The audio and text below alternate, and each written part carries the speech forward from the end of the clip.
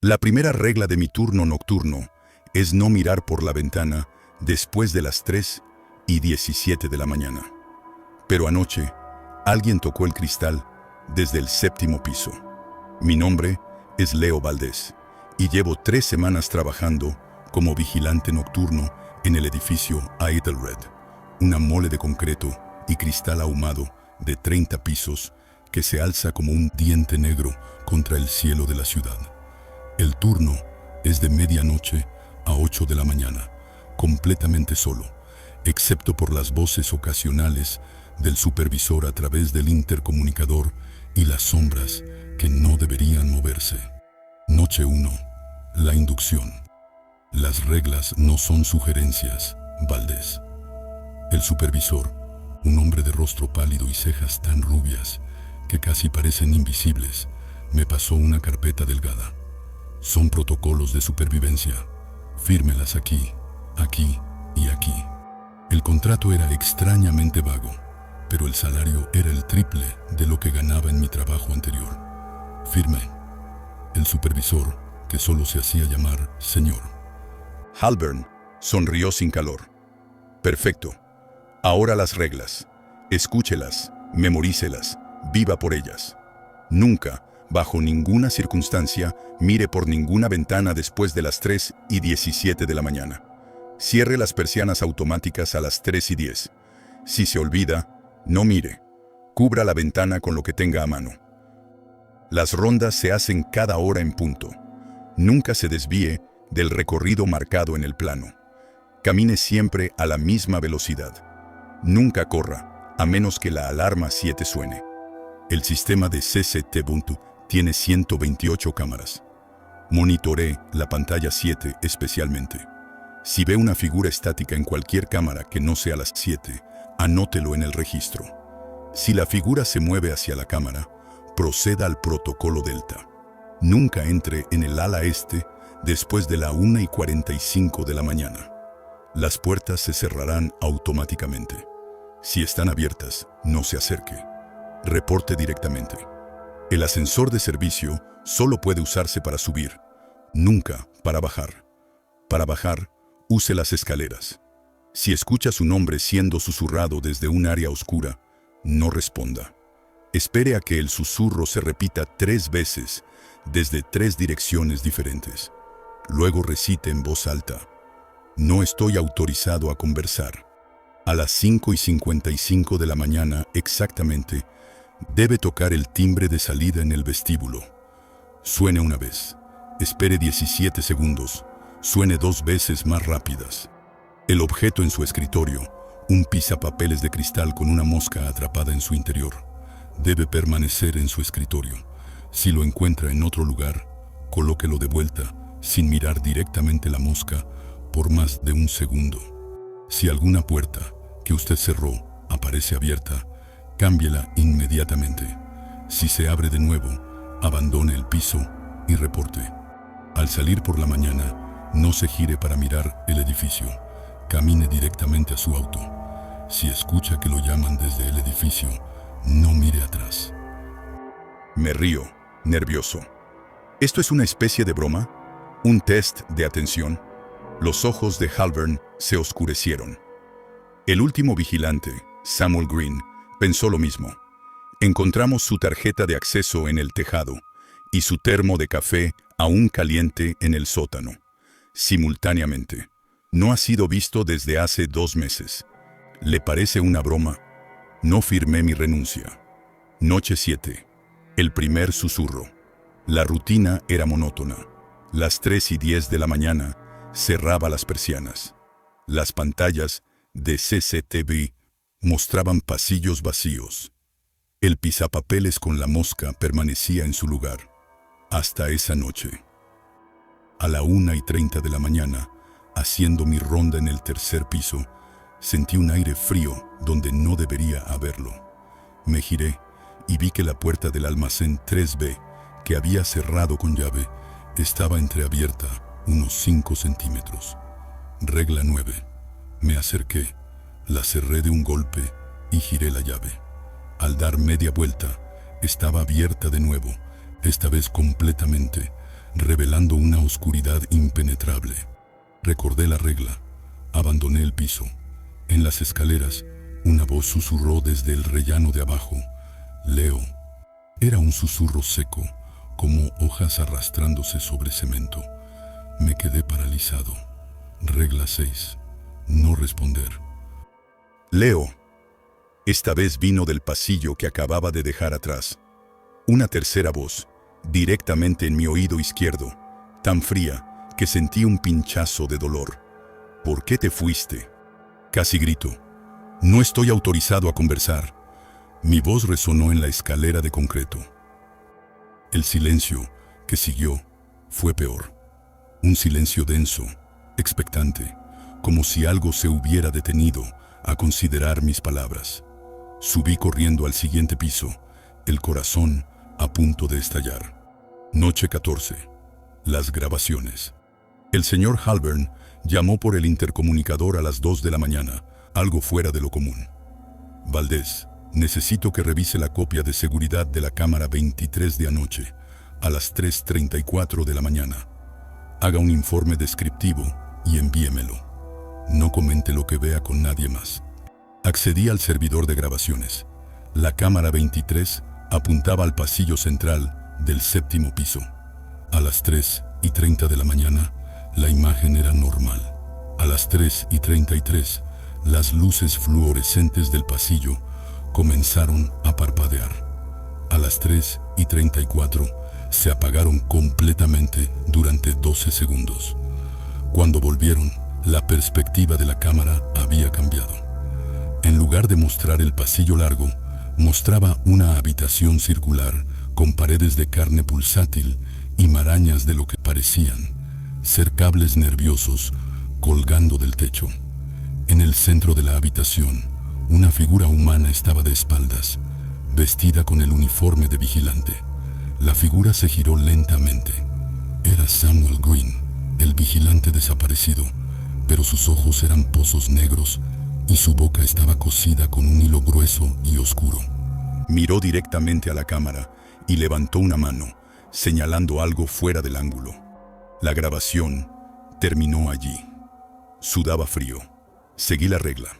Escribí un informe escueto. Cámara 23, 3:34 de la mañana. Anomalía visual transitoria. Figura humana no identificada presente. No mencioné que la figura me había parecido reconocer, ni que la habitación parecía respirar. Noche 21. El objeto que se mueve. El pisapapeles desapareció.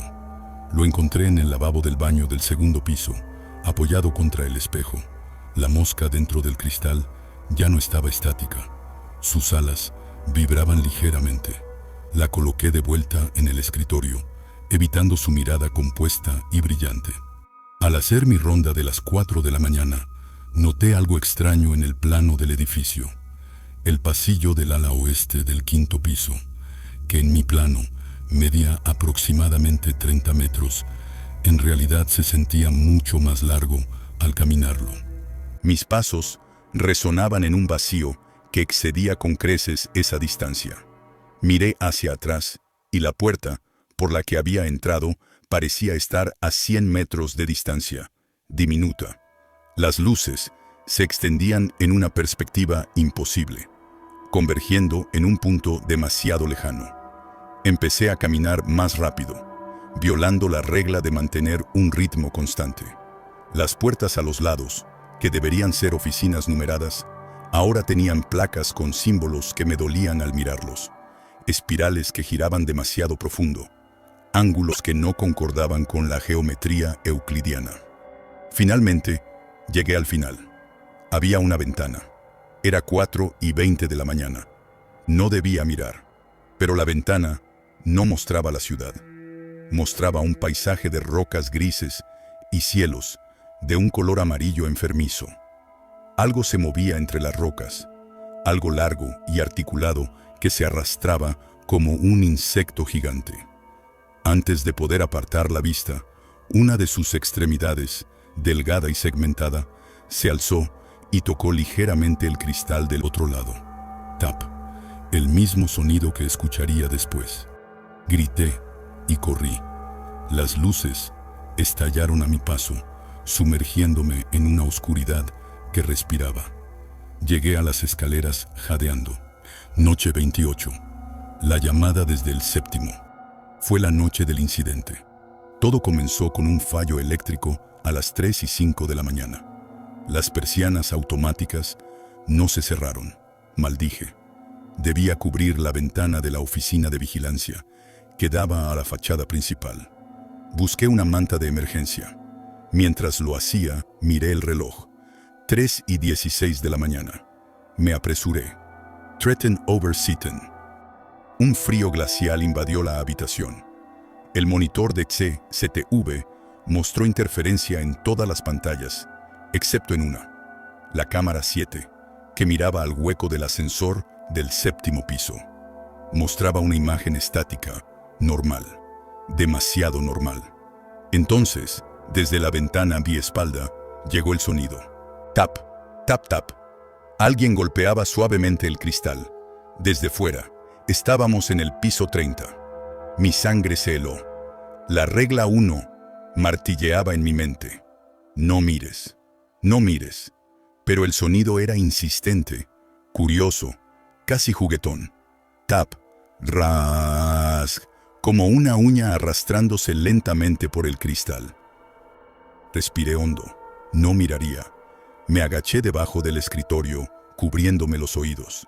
Los golpes se hicieron más fuertes, más impacientes.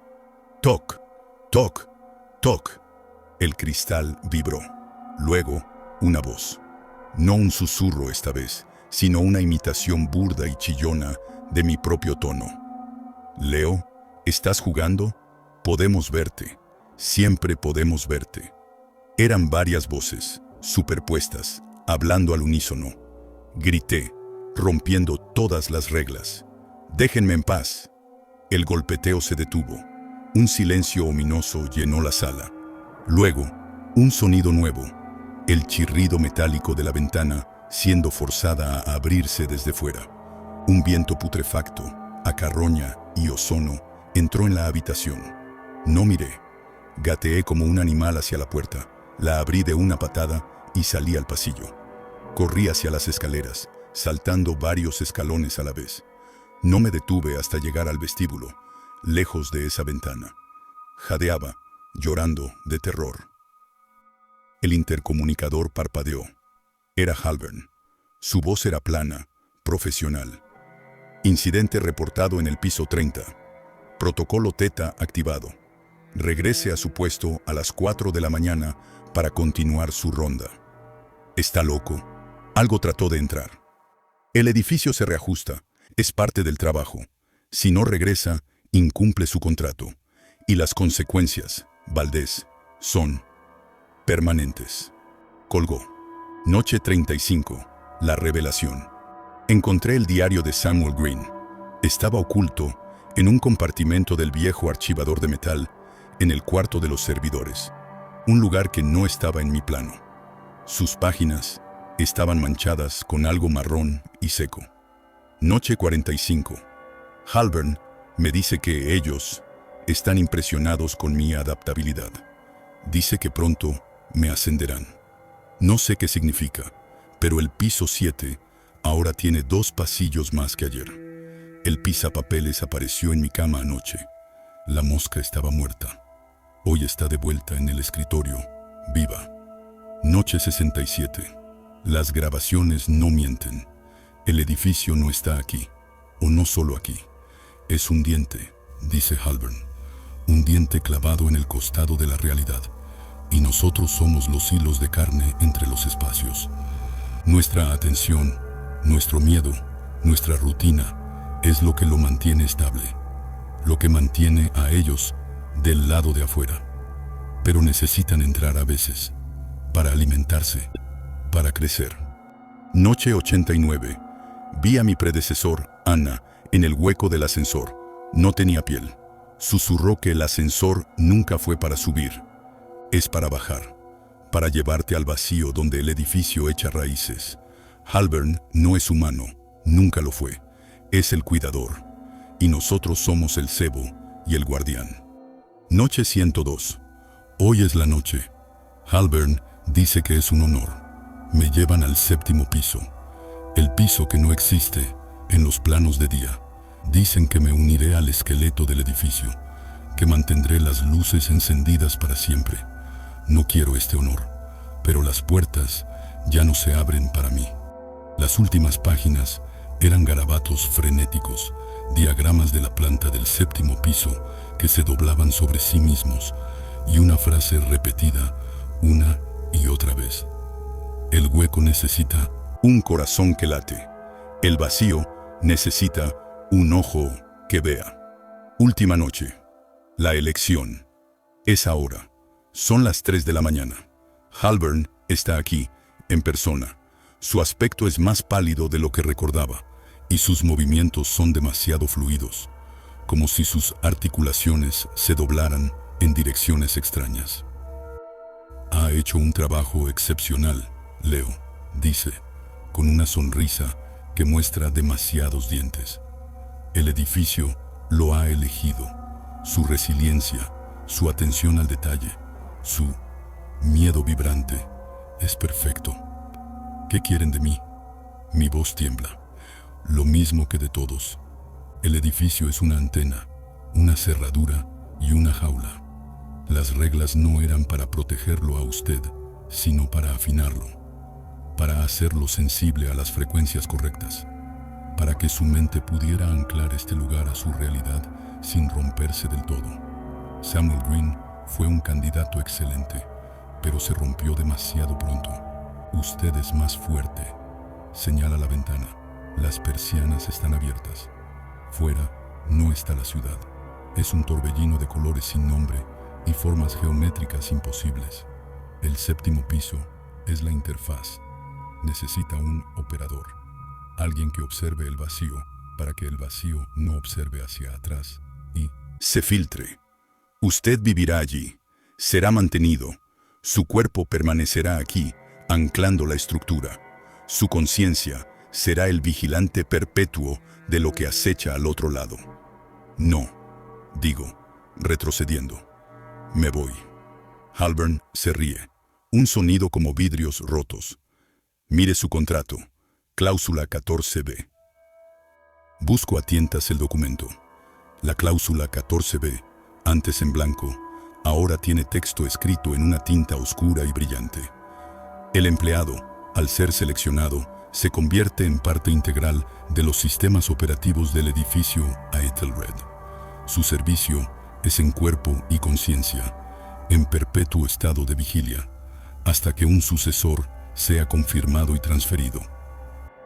Samuel Green fue mi sucesor, dice Halbern, y usted es el suyo. El ciclo continúa. Siento un tirón detrás del ombligo, una atracción física hacia el pasillo que conduce a las escaleras. Las puertas del ascensor se abren solas, mostrando un interior revestido de esa misma carne pulsátil que vi en la grabación. No luche, susurra Halbern, pero su voz ahora viene de todas direcciones, de las paredes, del techo. Es más fácil si no lucha. Corro, pero no hacia la salida. El vestíbulo se alarga, el techo se eleva hasta perderse en la oscuridad. Las puertas principales están selladas con una membrana negra y palpitante. Grito, golpeo, pero es inútil. Una mano fría y de demasiados dedos se posa en mi hombro. No es Halbern, es algo que salió del ascensor. Me gira suavemente.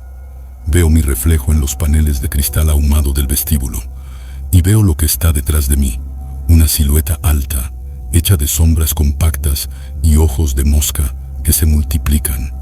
Es Samuel y Anna y otros fusionados en una sola entidad vigilante, el esqueleto del edificio. Sus voces, un coro de susurros desesperados y resignados, entran en mi mente. Bienvenido al turno de la eternidad.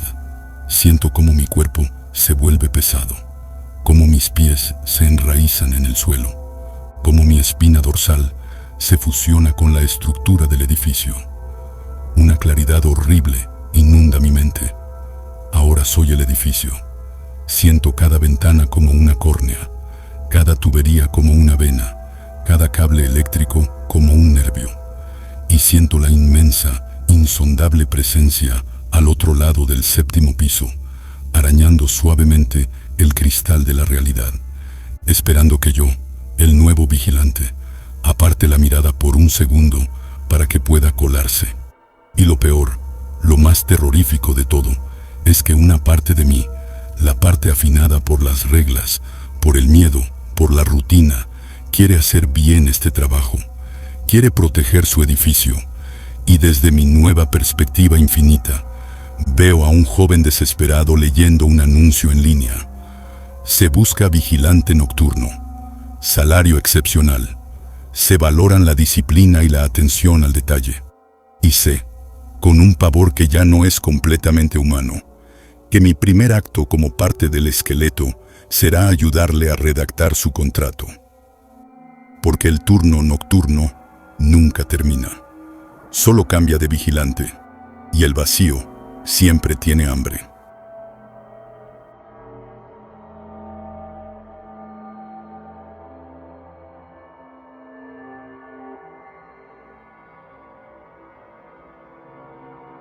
El sonido fue suave, casi cortés.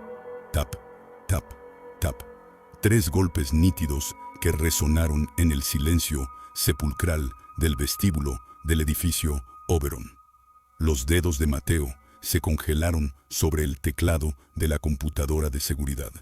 La sangre se volvió hielo en sus venas. No respiró, no podía, porque su puesto estaba en la planta baja. Y fuera de su ventana, solo había una caída de 7 pisos de vacío hasta el pavimento.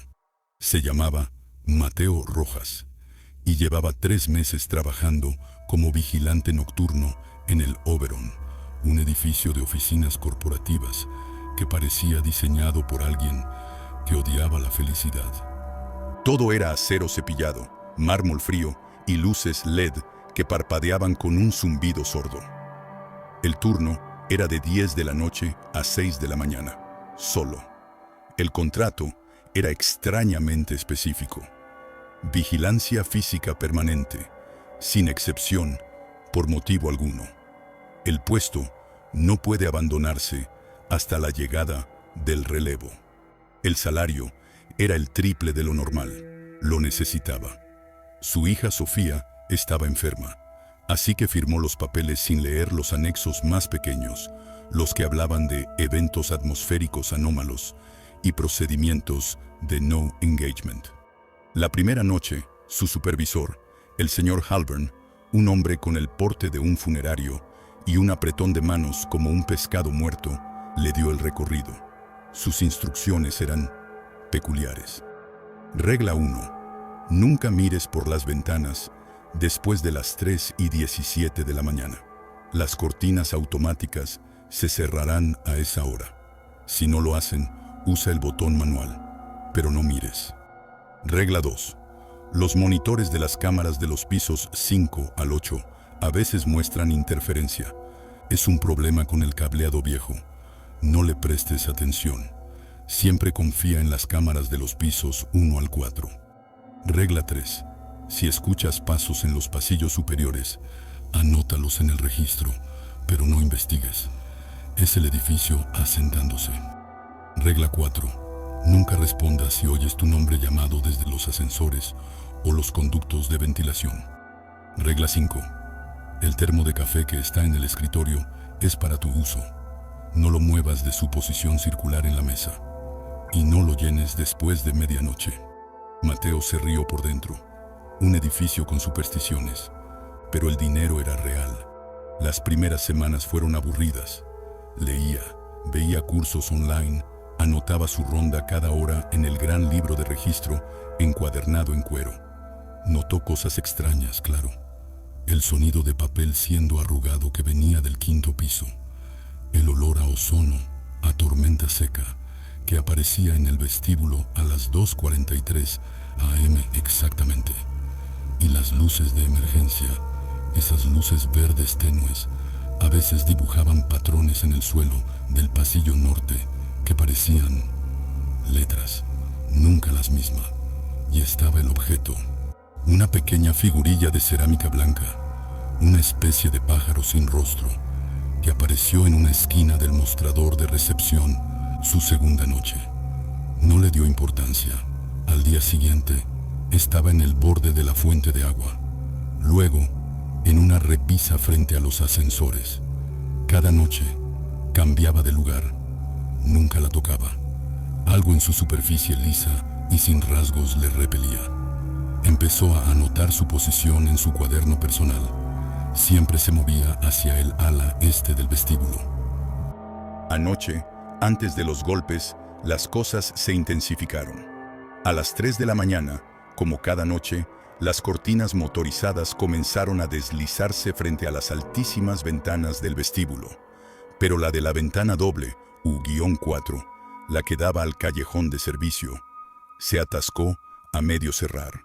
Quedó una rendija de unos 20 centímetros de oscuridad pura. Recordó la regla. Se levantó para presionar el botón manual. Su reflejo, estúpido, fue echar un vistazo rápido por la rendija. No había callejón, no había asfalto, ni contenedores de basura. En su lugar, vio un paisaje de dunas grises bajo un cielo negro sin estrellas. Y en la duna más cercana, algo se movía. Una forma larga y serpentina que se contorsionaba contra el horizonte, como un gusano de tamaño inconcebible. Parpadeó, y la imagen desapareció, mostrando el familiar y sucio callejón. El corazón le latía con fuerza. Tensión por falta de sueño, se dijo. Alucinaciones hipnagógicas. Regresó al escritorio. Los monitores de seguridad, divididos en 16 cuadrantes, mostraban los pasillos vacíos y las oficinas silenciosas, excepto la cámara del pasillo del 7º piso. Mostraba interferencia, sí, pero esta vez no era estática. Era una imagen granulada, en blanco y negro, de un hombre con traje, de espaldas, parado frente a la ventana al final del pasillo. No se movía. Miró la cámara del 6º piso. Normal. La del 8º. Normal. Volvió a la del 7º. El hombre seguía allí. Luego, muy lentamente, comenzó a girar la cabeza hacia la cámara. Apagó ese monitor. Fue entonces cuando oyó el primer susurro. Vino del sistema de intercomunicación, que solo Halburn usaba para dar los buenos días a las 6 de la mañana. Mateo. Era una voz ronca, llena de estática, como si hablara desde el fondo de un pozo. Se quedó petrificado. No respondas, decía la regla. No lo hizo. Agarró el termo de café, notando que estaba sorprendentemente frío. La figurilla del pájaro blanco ahora estaba en el borde mismo de su escritorio, orientada hacia él. La tensión se acumulaba en su nuca como una presión física. Decidió hacer su ronda de la 1 de la mañana, más tarde de lo habitual. Solo para moverse, tomó la linterna pesada y el llavero. El vestíbulo era una caverna de sombras. Las únicas luces eran las tenues lámparas de emergencia y el resplandor azul de su pantalla. Al alejarse del escritorio, el sonido de sus pasos fue absorbido por la alfombra gruesa de una manera antinatural, como si el edificio estuviera escuchando. El pasillo norte siempre le había parecido más largo de lo que debería. Los planos del edificio mostraban que tenía 30 metros, pero algunas noches, al caminarlo, sentía que se estiraba, que las puertas de las oficinas a los lados se alejaban, y el extremo, donde estaba el cuarto de servidores, parecía retroceder como en un sueño. Esa noche fue peor. Con cada paso, el pasillo se alargaba. Las paredes, cubiertas con un tejido acústico gris, parecían respirar ligeramente. Las puertas, que normalmente tenían placas de bronce con números, ahora mostraban placas negras y lisas, sin inscripciones. Y hacía frío. Un frío que calaba los huesos y olía a tierra húmeda y metal oxidado. Alzó la linterna. El haz de luz cortó la oscuridad, pero no llegaba al final. En su lugar, iluminó algo en el suelo. La figurilla del pájaro blanco. Imposible. La había dejado en el escritorio. Estaba aquí, en el centro del pasillo, ahora girada hacia la pared izquierda. Una puerta estaba entreabierta. La oficina, 1N-7. Según el plano, era un cubículo de contabilidad. Pero esta puerta era pesada, de roble oscuro, con herrajes antiguos. No pertenecía aquí. Un susurro salió de la rendija. Entra, Mateo. Podemos mostrarte. Podemos mostrarte por qué. Apretó los dientes y retrocedió. La regla era no investigar. Al darse la vuelta, el pasillo detrás de él se había acortado bruscamente. El vestíbulo estaba a solo 3 metros de distancia. Caminó de vuelta, con la espalda erizada. En el escritorio, todo parecía normal, excepto que el monitor de la cámara del 7º piso, que había apagado, estaba ahora encendido. Mostraba el pasillo vacío. Pero en el cristal de la ventana al final, reflejada en la noche, se veía una figura borrosa. Y no estaba afuera. Estaba dentro del pasillo, su reflejo capturado en el vidrio. Miró el reloj. 3:16 de la mañana. Un minuto después, llegaría el momento de no mirar. Se sentó, clavando la vista en el libro de registro para no levantar la cabeza. El zumbido de las luces se intensificó, convirtiéndose en un rumor casi vocal. Luego, a las 3:17 en punto, las cortinas de todas las ventanas, incluida la que se había atascado, se cerraron de golpe con un sonido unisonante y definitivo. Un suspiro de alivio se le escapó. Fue entonces cuando escuchó el tap, tap, tap. No provenía del monitor, provenía directamente a su izquierda, de la gran ventana del piso a techo del vestíbulo, ahora cubierta por su pesado cortinaje gris. El sonido era claro, inconfundible, los nudillos golpeando el vidrio. Desde fuera, desde el 7º piso, la adrenalina le disparó como una descarga eléctrica.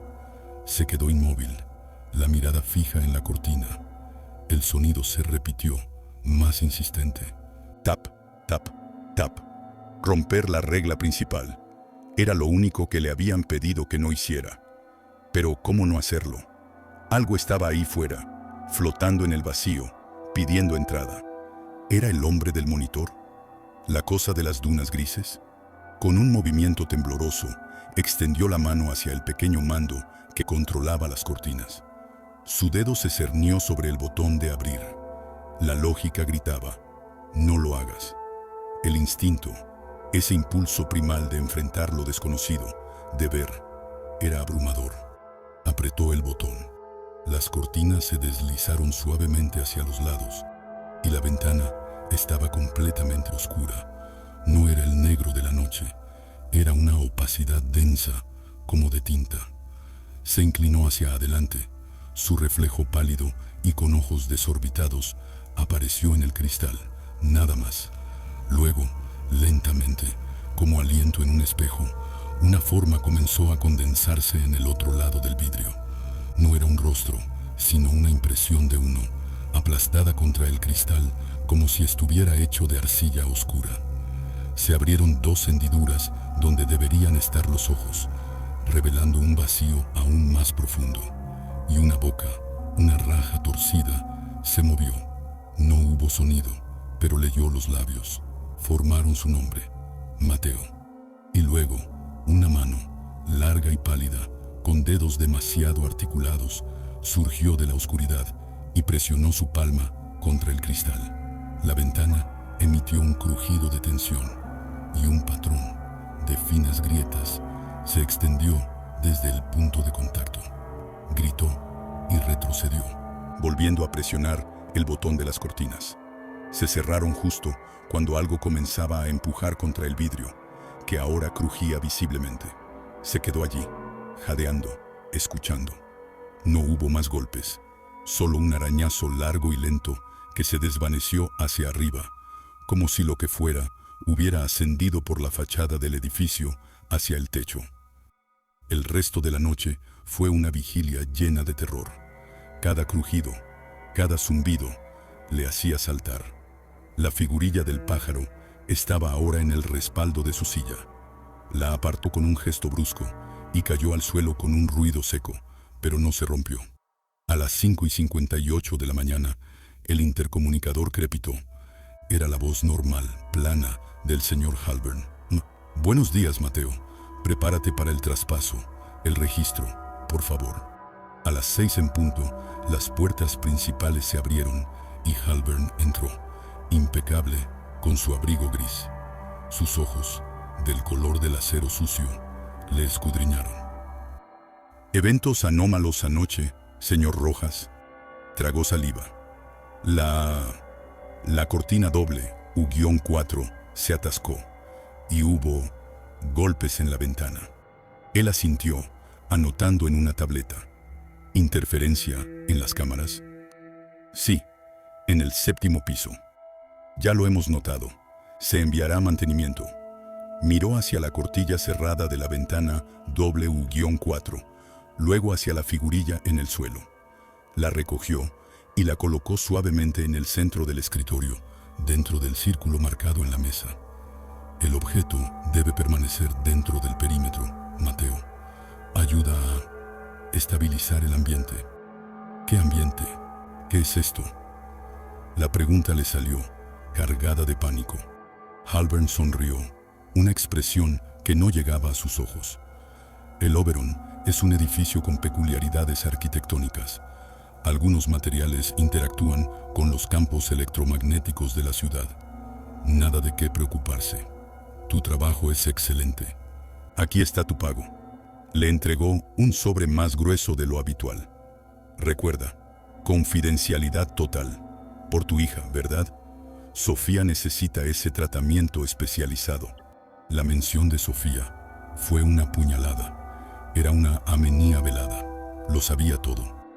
¿Qué le pasó al vigilante anterior?, preguntó, desafiante. Halburn parpadeó lentamente. El señor Gable se trasladó. Oportunidad en el extranjero. Su tono era final.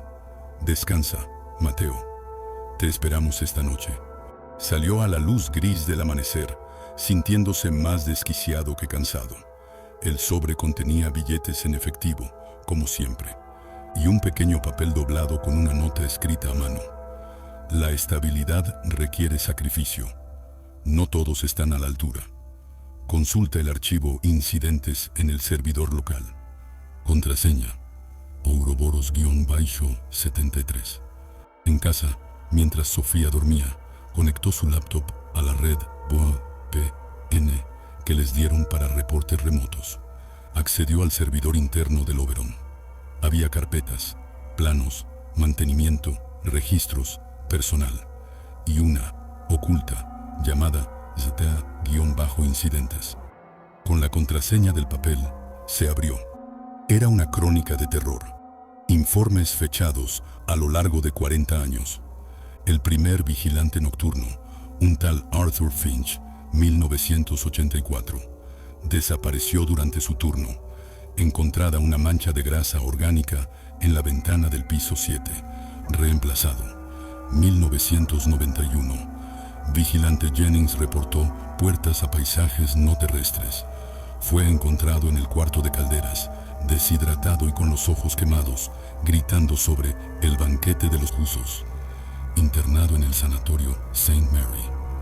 2005. Vigilante Carter rompió la regla de no investigación. Encontrado en el ascensor, boca abajo, con la columna vertebral extraída con precisión quirúrgica. El objeto, pájaro blanco, estaba en su boca. Contención exitosa en el piso 8. Contención. No limpieza. Contención. El archivo más reciente era de hace 6 meses. Vigilante Gable mostró signos de percepción acelerada.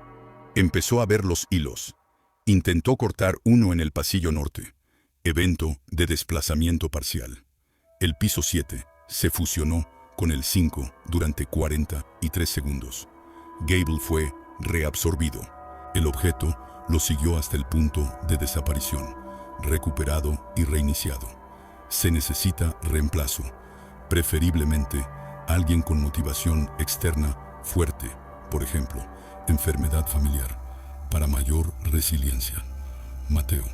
Él era el reemplazo, elegido porque su amor por Sofía le haría aguantar más, ser más dócil. El piso 7 se fusionó con el 5. Los golpes en la ventana, desde el 7º piso. Algo de ese evento de desplazamiento aún persistía, o algo de Gable aún estaba atrapado allí. Esa noche volvió al Oberon. Era una trampa, lo sabía, pero el dinero, el tratamiento de Sofía. Y ahora, una horrible fascinación se había arraigado en él. Tenía que saber, tenía que entender qué era este lugar. Halburn le recibió con una sonrisa. Mateo, anoche fue intenso, lo sé, pero eres fuerte. Recuerda las reglas. Y quizás, esta noche, si sientes curiosidad, podrías revisar las grabaciones de seguridad del archivo del servidor, las de la cámara fija del vestíbulo de la noche del incidente Gable. A veces, entender calma el miedo. Su mirada era penetrante. Le estaba guiando, tentándole. Cuando se quedó solo, la atmósfera era diferente, más pesada. El aire olía a cobre y a almizcle rancio. Las luces verdes de emergencia dibujaban en el suelo del vestíbulo, claramente esta vez, una palabra: quédate. En su escritorio, el pájaro blanco estaba de nuevo en su círculo, pero ahora tenía una fina grieta negra que recorría su cuerpo, como si algo hubiera eclosionado dentro. Decidió seguir el siniestro consejo de Halburn. Accedió al servidor y buscó las grabaciones del 15 de marzo, la noche del incidente Gable. Encontró el archivo de la cámara del vestíbulo. Lo abrió. Al principio era normal. Gable, un hombre calvo de unos 50 años, escribía en el registro. Se veía inquieto, se frotaba los ojos constantemente.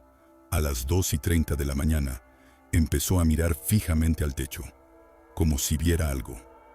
Sus movimientos se volvieron espasmódicos, frenéticos. Agarró unas tijeras de la oficina y se dirigió al pasillo norte. Cambió a la cámara del pasillo norte. Gable estaba allí, mirando al aire vacío con una expresión de horror absoluto. Luego, con un grito silencioso, el video no tenía audio, empezó a cortar el aire con las tijeras, como si estuviera tratando de romper telarañas invisibles. Donde cortaba, el espacio parecía sangrar. Manchas oscuras y brillantes aparecían en el aire, goteando una sustancia negra e iridiscente. Y entonces se vio lo que Gable estaba cortando.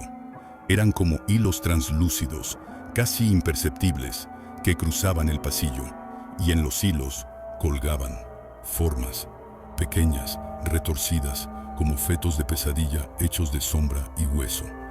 Al cortar un hilo, una de las formas cayó al suelo y empezó a arrastrarse hacia él con espasmódicos tirones. El pasillo empezó a palpitar. Las paredes se ondularon. La puerta de la oficina, 1N-7, la misma que él había visto, se abrió de par en par, y de ella salió no un espacio, sino una geometría imposible, ángulos que no concordaban, colores que herían la mente. Algo se movía dentro, algo grande. Gable retrocedió, tropezando. Su cuerpo empezó a desdibujarse, como un holograma con fallas. Se desvaneció en parches, mostrando breves destellos de lo que había detrás. Un lugar de rocas oscuras y cielos con espirales púrpuras. Luego, con un parpadeo final, desapareció. Las tijeras cayeron al suelo con un clic. Pero no terminó ahí. En la grabación, unos minutos después, algo salió de la geometría de la puerta 1N-7. Era una figura alta, envuelta en sombras que se movían de forma independiente. Se agachó, recogió las tijeras y luego, con un movimiento deliberado, se acercó a la cámara. Su rostro era un vacío rotante, un vórtice de sombras. Miró directamente al lente y una voz susurrante, distorsionada pero comprensible, salió del altavoz de la computadora de Mateo. Gracias por el sacrificio. La puerta está más estable. El siguiente durará más. Tu nombre ya está en los hilos, Mateo Rojas. La grabación terminó. Le temblaban las manos. No era solo un edificio embrujado.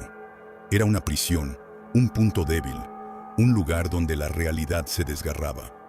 Y él era el custodio, el cebo, la pieza que mantenía el equilibrio, o quizás el que alimentaba lo que fuera que habitaba aquí. El resto de la noche fue una pesadilla de vigilia. Cada sombra respiraba. Los monitores mostraban cosas que se movían al borde del marco. A las 3:17 de la mañana, todas las cortinas se cerraron automáticamente. Esta vez no hubo golpes, pero hubo una voz. Vino de los ascensores, una voz que imitaba la de su hija Sofía, pero torcida, con ecos adultos y hambrientos. Papi, papi, estoy atrapada aquí dentro. Abre la puerta, por favor. El corazón se le encogió. Sabía que no era ella. Lo sabía, pero el instinto era su voz exacta, el tono que usaba cuando tenía pesadillas.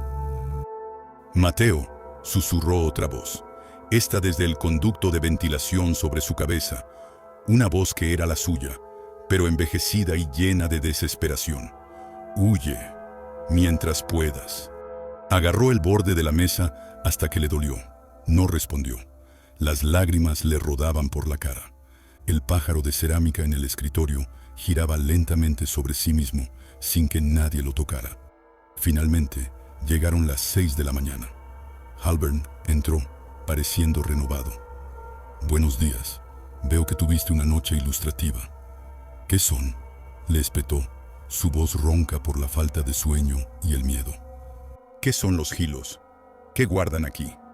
Halburn suspiró, como un profesor decepcionado con un alumno lento. El Oberon, Mateo, no es un edificio, es una costura en el tejido de las cosas. Algunos lugares sangran, otros como este son puntos de presión. Aquí, las cosas que se arrastran entre los pliegues de la realidad pueden ser contenidas. Los hilos son los filamentos de su jaula, de su realidad adyacente. Nuestro trabajo es asegurarnos de que la costura no se rompa. Los vigilantes nocturnos somos la aguja y un poco del hilo. ¿Sacrificio?, preguntó, horrorizado. Sostenimiento, corrigió él. Tu presencia, tu atención, tu miedo. Eso alimenta los parámetros de contención. Cuanto más resistes, más fuerte se hace la costura. Los anteriores no fueron lo suficientemente fuertes. Tú, con tu motivación, tú puedes durar años y tu hija recibirá el mejor cuidado. Es un intercambio noble. Esto es una locura. Es una transacción, dijo él fríamente. Ya firmaste, literalmente, la cláusula 14.b. El empleado acepta que su presencia física y psíquica forma parte integral del mantenimiento estructural de la instalación. Le acercó el sobre de pago. Descansa. El objeto te está observando. Se está acostumbrando a ti. Eso es bueno. Esa vez no fue a casa.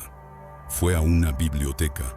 Buscó leyendas, mitos de arquitectura prohibida, lugares liminares. Encontró referencias a edificios ancla, construidos sobre nexos oníricos para evitar que lo exterior se filtrara. Eran mantenidos por guardianes inconscientes, personas cuya conciencia servía como lastre de realidad. Él era un lastre. Las noches se fundieron en un sucedáneo de pesadilla rutinaria. Aprendió patrones. El arañazo en el techo sobre el ascensor a las 2 de la mañana. El llanto que venía del baño de mujeres del piso 6, siempre vacío, a las 4:44 de la mañana. Las sombras en los monitores que se alargaban hacia él, susurrando promesas sobre Sofía, ofreciéndole curarla si tan solo abría una puerta determinada. La 7N13, que en los planos no existía. El pasillo norte cambiaba cada noche. A veces era corto y asfixiante. Otras se extendía hasta el infinito, con puertas que mostraban escenas de su propia vida.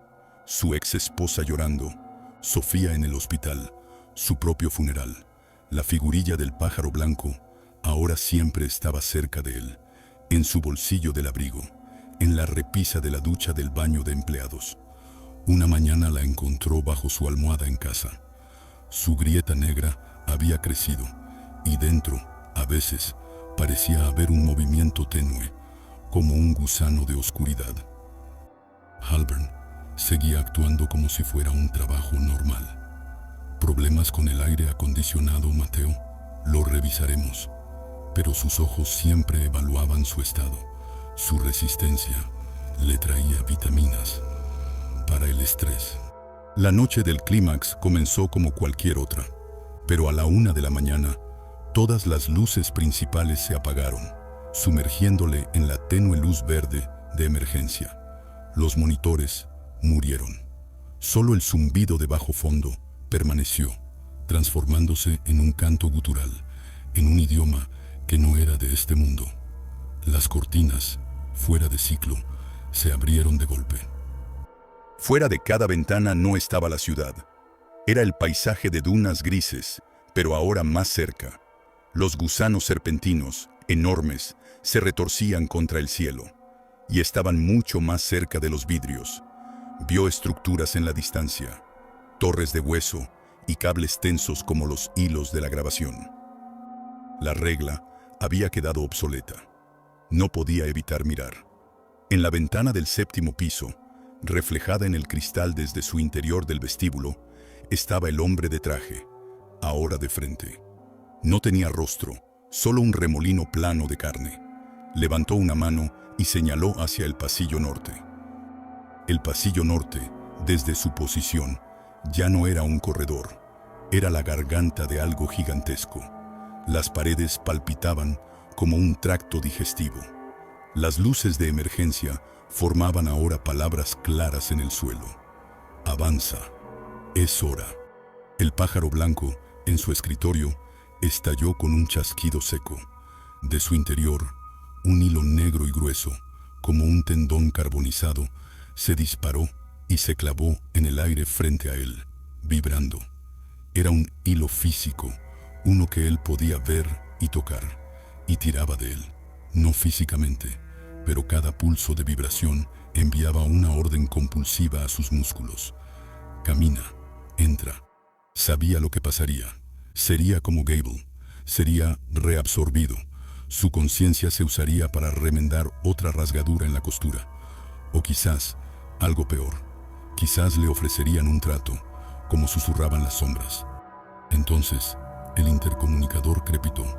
Era Halburn, pero su voz sonaba distante, llena de interferencia.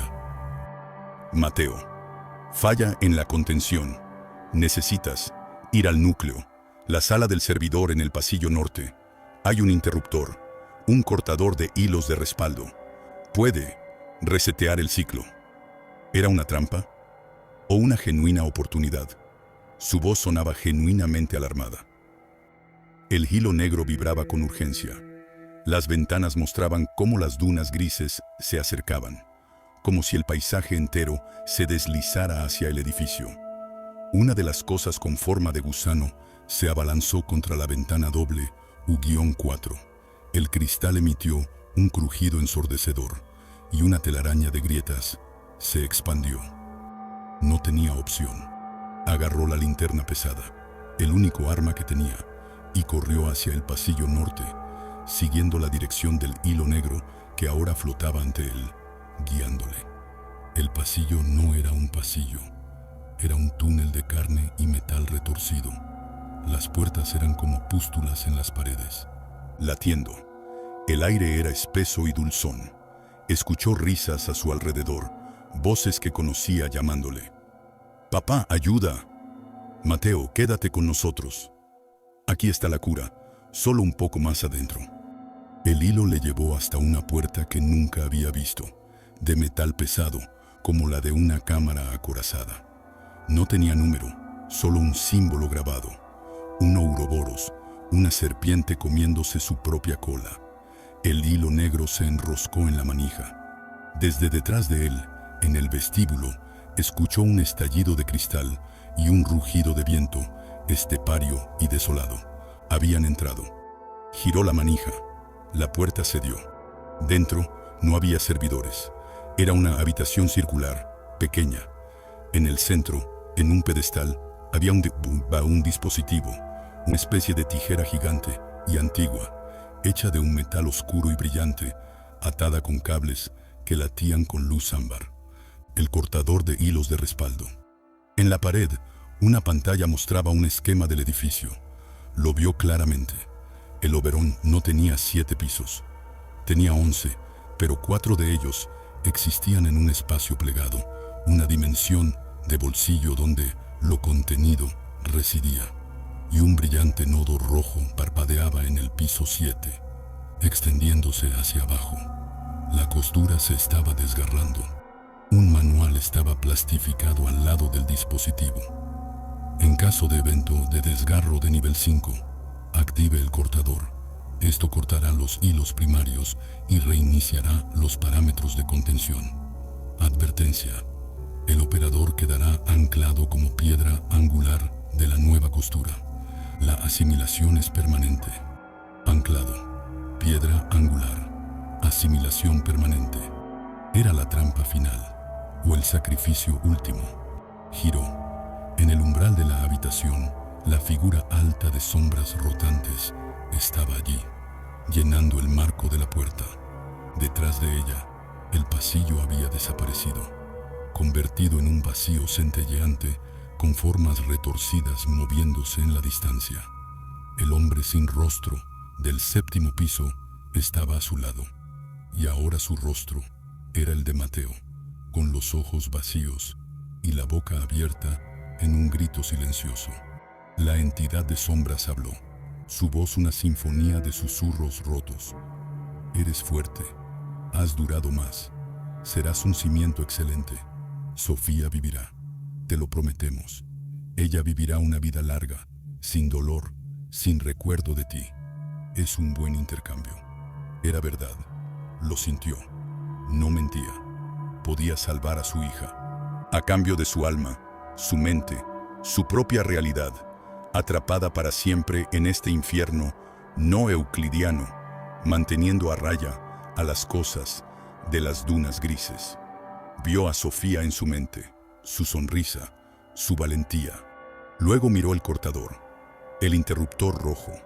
La entidad extendió una mano hecha de oscuridad solidificada hacia él. Ven, conviértete en parte del todo. Deja de sufrir. Con un grito que era tanto de rabia como de aceptación, no se dirigió hacia ella, sino hacia el cortador. Agarró las pesadas empuñaduras de las tijeras. No estaban diseñadas para cortar metal, sino para cortar la estructura misma de lo irreal. No. El rugido llenó la habitación, haciéndola temblar. El suelo se onduló bajo sus pies. Desde el umbral, la entidad se alargó hacia él, sus sombras extendiéndose como tentáculos de humo negro que absorbían la luz. Pero Mateo ya había tomado su decisión. No sería un cimiento inconsciente. No sería absorbido en un sueño. Si iba a ser la piedra angular de esta maldita costura, sería una piedra angular consciente y rencorosa. Un guardián, no un esclavo. Con un grito gutural que le desgarró la garganta, levantó las enormes hojas del cortador y en lugar de buscar un hilo específico, las cerró con todas sus fuerzas en el aire frente a él, en el espacio donde la realidad misma parecía más delgada, donde la habitación circular se fusionaba con el vacío del pasillo. El sonido fue como el de un universo rompiéndose un hueso. Un destello cegador de luz blanca y negra simultáneamente explotó desde las hojas. Un chillido agudo, compuesto de 1000 voces, retorciéndose en agonía, llenó sus oídos hasta hacerlos sangrar. Los tentáculos de sombra se desintegraron, retrocediendo. La figura del hombre sin rostro, con su propia cara, se disolvió en una espiral de píxeles grises. Vio, por un instante, los hilos. No eran unos pocos, sino millones, una telaraña cósmica que envolvía el edificio, extendiéndose hacia las dunas grises y más allá, hacia cosas que su mente no podía retener. Y él, con ese corte, había rebanado un manojo grueso de ellos en el núcleo mismo del nudo. La pantalla de la pared estalló. Las luces ámbar de los cables del cortador se volvieron rojas, luego blancas, y luego se apagaron. Una sacudida violenta recorrió el edificio, como si un terremoto lo golpeara desde dentro. Mateo fue arrojado contra la pared, el cortador cayendo de sus manos con un estruendo metálico. El vacío, fuera de la puerta, comenzó a contraerse, a plegarse sobre sí mismo. Las formas retorcidas se alejaron, gritando. El paisaje de dunas en las ventanas se desvaneció, reemplazado por la vista distorsionada y quebrada de la ciudad, pero vista a través de un vidrio astillado y quemado. El silencio cayó. Un silencio absoluto, más profundo que cualquier otro que hubiera experimentado. Ni el zumbido de las luces, ni el susurro del aire acondicionado. Nada. Se arrastró hasta la puerta. El pasillo norte había vuelto, pero no era el mismo. Las paredes estaban cubiertas de un patrón de grietas negras que parecían cicatrices en la realidad misma. La alfombra estaba chamuscada. La puerta de la oficina 1N-7 estaba sellada, no con madera, sino con una sustancia metálica oscura y lisa, sin bisagras ni pomo. Titubeante, regresó al vestíbulo. El aire olía a ozono y carne quemada. Las ventanas estaban todas agrietadas, mostrando una ciudad extrañamente quieta, como congelada en el momento justo antes del amanecer. La mayoría de las cortinas colgaban destrozadas. En el centro del vestíbulo, en el suelo, yacía la figurilla del pájaro blanco, hecha añicos en cientos de fragmentos. De su centro, una mancha oscura y viscosa se evaporaba lentamente, dejando un rastro de humo tenue. El escritorio de seguridad estaba destrozado, los monitores apagados para siempre. Pero el libro de registro, encuadernado en cuero, yacía intacto en el suelo. Con una mano temblorosa, Mateo lo recogió. Las páginas se abrieron en la última entrada. Debajo de su nombre, escrita con una caligrafía que no era la suya, pulcra y antigua, había una nueva línea. Evento de reconfiguración nivel 5 ejecutado. Cortador de hilos primarios activado. Parámetros de contención reiniciados. Piedra angular, Mateo Rojas. Estado, anclado.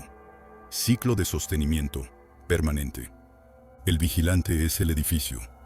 El edificio es el vigilante. La próxima rotación, nunca. Entonces, lo sintió. No era un dolor, ni una invasión. Era una expansión, una conciencia que se desbordaba más allá de los límites de su cráneo. Sintió el hormigón de los cimientos, frío y húmedo, como si fuera su propia espina dorsal. Sintió el latir de los cables eléctricos como nervios. Percibió cada habitación, cada pasillo, cada rincón oscuro, no con sus ojos, sino con una sensación táctil omnipresente. Sintió el peso de los 4 pisos plegados encima de él, una presión constante y familiar, como un órgano adicional y monstruoso. Y sintió, más allá de las paredes selladas, la presencia de ellos, las cosas de las dunas, furiosas, hambrientas, pero contenidas, por ahora, por la nueva y más fuerte costura que su acción y su propia esencia habían creado. Había ganado, había salvado a Sofía. La promesa de la entidad, ahora lo comprendía, era real. Su sacrificio garantizaba su seguridad. Había perdido todo lo demás. Las puertas principales se abrieron con un chirrido. La luz grisácea del amanecer entró, pero Mateo ya no sintió el impulso de caminar hacia ella. Sabía que no podría. Sus pies parecían enraizados al suelo de mármol. Halburn entró. No parecía renovado. Parecía satisfecho.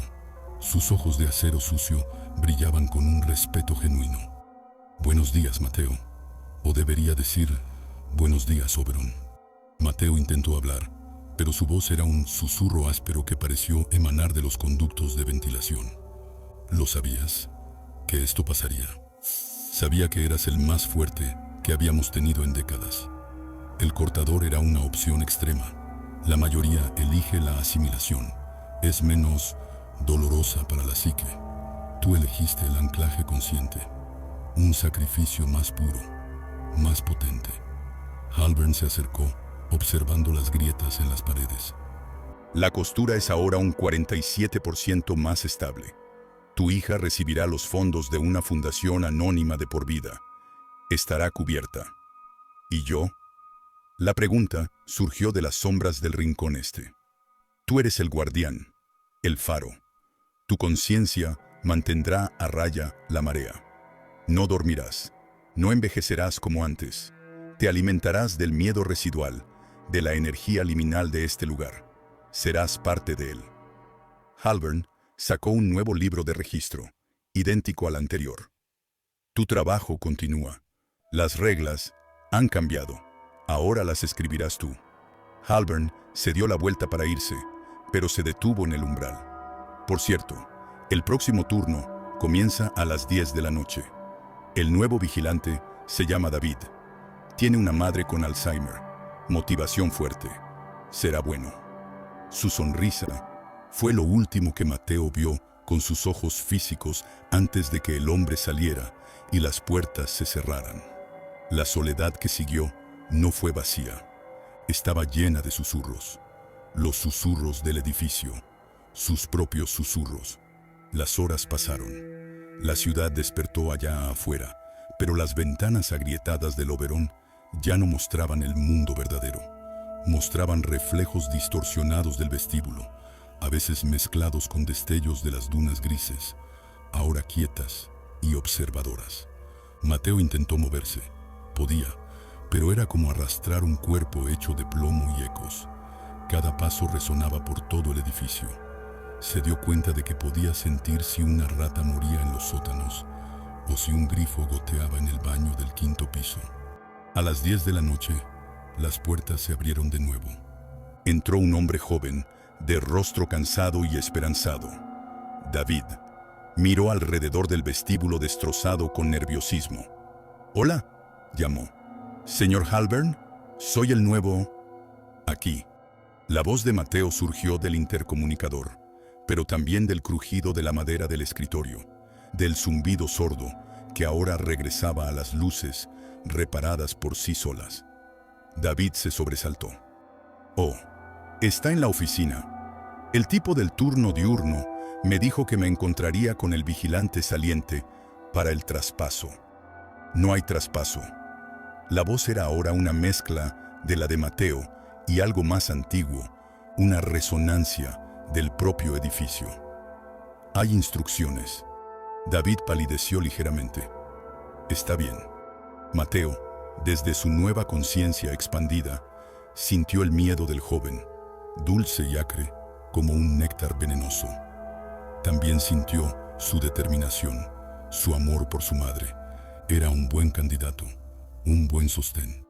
«La primera regla», comenzó Mateo, sus palabras susurrando desde las sombras alargadas que ahora se movían de forma diferente, obedeciendo a su voluntad. «Es no mirar por las ventanas después de las 3:17 de la mañana. Las cortinas se cerrarán automáticamente. Si no lo hacen, mira rápido. A veces, necesitas saber qué está mirándote a ti». David parpadeó, confundido. «Pero el manual está obsoleto. Yo escribo las reglas ahora». Mateo hizo que una de las luces de emergencia verdes proyectara un patrón en el suelo. Un ouroboros. La segunda regla. El objeto en el escritorio. De las sombras detrás de David, la figurilla del pájaro blanco, ahora reconstruida pero con grietas negras que formaban un mapa intrincado, se deslizó sobre el mostrador de recepción, colocándose dentro del círculo. «Nunca lo toques. Se mueve solo. Te seguirá». «Es tu medidor». «¿Mi medidor? Mide cuánto de ti le queda al edificio», dijo Mateo, y una parte de él, la parte que aún era humana, se estremeció al decir esas palabras. Cuando las grietas negras lo cubran por completo, tu turno habrá terminado. David tragó saliva con dificultad. ¿Y entonces? Mateo no respondió. En cambio, hizo que el monitor de seguridad principal, ahora reparado con una pantalla que mostraba una imagen granulada y en constante cambio, enfocara por un momento la puerta metálica sellada en el pasillo norte. Tu trabajo, continuó Mateo, sintiendo cómo su conciencia se entrelazaba un poco más con los ladrillos y el acero, haciéndose más fuerte, más permanente. Es mantener la costura. Tu miedo la fortalece, tu resistencia la hace flexible. Bienvenido al turno nocturno, David. El joven vigilante miró a su alrededor, buscando la fuente de la voz. Sus ojos se encontraron con una de las ventanas agrietadas. En el reflejo, por un instante, no vio su propia imagen. Vio la figura borrosa de un hombre de pie en el centro del vestíbulo, con los brazos extendidos como si sostuviera el techo, con rostro de angustia y ojos que brillaban con un pálido resplandor verde. David apartó la vista rápidamente, su respiración entrecortada. Mateo sintió ese miedo, lo absorbió, le dio fuerza, le recordó por qué estaba allí. Afuera, en la noche que ya no podía tocar, la ciudad brillaba indiferente. Dentro, el edificio Oberon respiró lenta y profundamente, sus nuevos cimientos de carne y conciencia asentándose para una eternidad de vigilancia. La primera regla de su turno nocturno ahora era recordar su nombre. Y la última era entender que nunca, nunca se iría a casa. El trabajo lo había elegido. Y el edificio, ahora, era él